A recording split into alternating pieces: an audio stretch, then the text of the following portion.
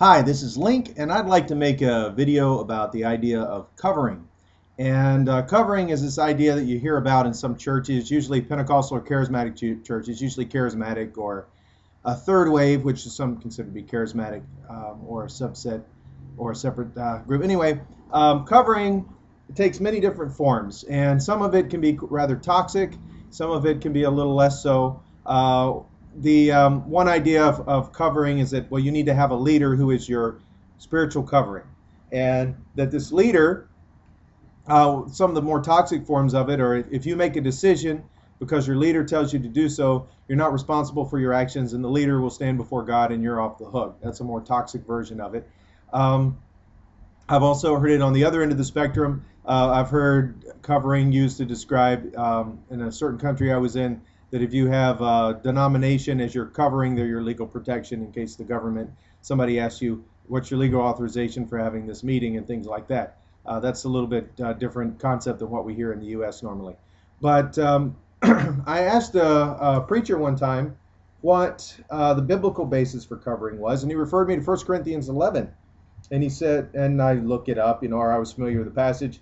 If you look it up, it says, "But I want you to know that the head of every man is Christ, and the head of the woman is man, and the head of Christ is God. Every man praying or prophesying, having his head covered, dishonors his head. But every woman who prays or prophesies with her head uncovered, dishonors her head. For that is one and the same as if her head were shaved.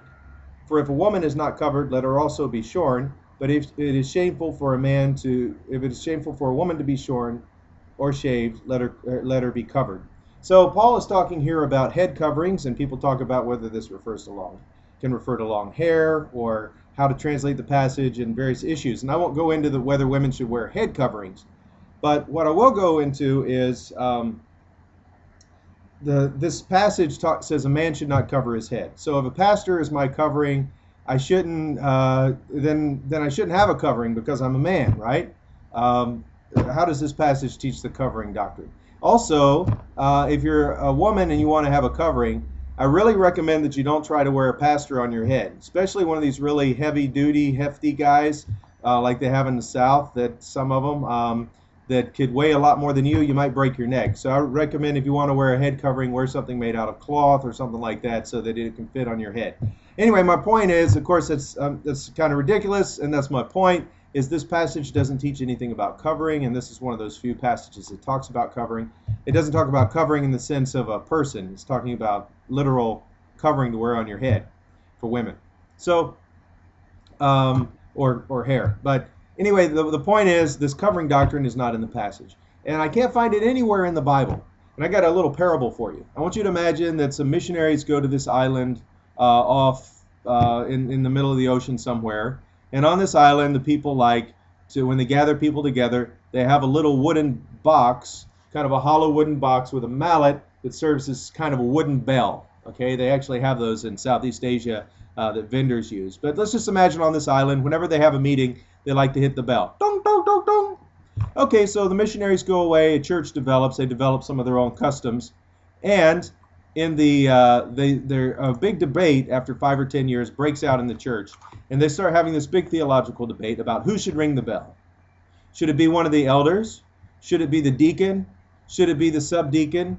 Or should it be one of the richest family's members who happens to own a bell? Should it be the owner of the bell? And there's this huge debate, and they almost have a church split over who should ring the bell. Well, the missionaries go back, and of course the missionaries say, there's no wooden bell ringing in the Bible. You're arguing about something that's not important, something that's not in the Bible, as if it were. And I think we can apply that idea to this covering issue as well. Is this idea in the Bible? What does the Bible actually say?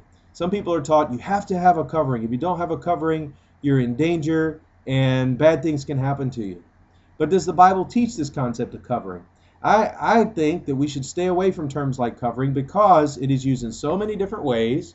It's not a biblical term in the first place, in the way it's used. So we can't refer to anything in the Bible. It's not clear when someone says it, you're like, oh yeah, that's talking about this in the Bible. No, it's just whatever they want it to mean, or whatever their group means.